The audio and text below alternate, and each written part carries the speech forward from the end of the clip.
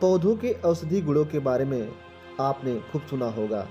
इन्हीं में से एक पौधा है भांग का पौधा। यह आपको लगभग हर गांव में देखने को मिल जाएगा। वैसे तो भांग हमारे स्वास्थ्य के लिए हानिकारक होती है, परंतु अगर इसका सही मात्रा में इस्तेमाल किया जाए तो यह हमारे लिए किसी वरदान से कम नहीं है। भांग एक ऐसा पौधा है जो हम लोगों के इलाकों में गाँव की तरफ आसानी से उपलब्ध हो जाता है। भांग की पत्ती या पूरा भांग का पौधा ये हमारे दवाओं में चिकित्सकीय रूप में औषधि रूप में इस्तेमाल किया जाता है। भांग की पत्तियां डाइजेशन को मजबूत करने में बहुत फायदेमंद है। अगर सुबह में 2-3 पत्ती हरी पत्तियों को चबा लिया जाए तो ये हमारे डाइजेस्टिव सिस्टम को मजबूत करती है।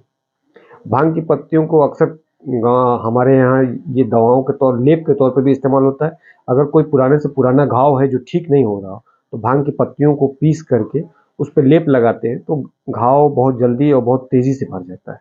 किसी भी तरीके का पुराने से पुराना घाव हो।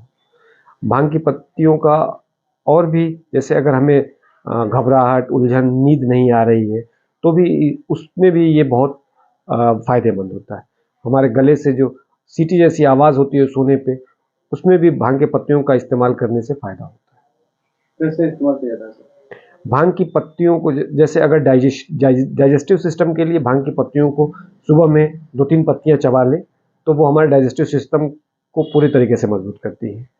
अगर हमें नींद नहीं आ रही है, नींद की समस्या है, तो भांग की पत्तियों को पहले सुखा लेना है। सुखाने के बाद उसको पीस करके पाउडर बना लेना है और 1/4 चम्मच छोटे चम्मच से उसको सुबह और रात में इस्तेमाल कराएँगे तो नींद काफ़ी अच्छी आएगी और गहरी आएगी और जो दिमाग में उल्टे-सीधे सपने चलते हैं, उसमें भी काफ़ी हद तक आराम मिलता है।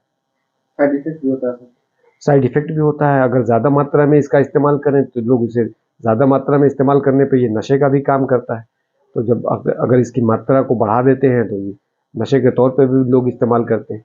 ये तो ज़रूरी है कि किसी भी चीज़ का इस्तेमाल करने से पहले उसके परामर्श चिकित्सक से ज़रूर कंसल्ट कर लें, ताकि सही डोज़ और सही तरीके से इसका इस्तेमाल हो सके।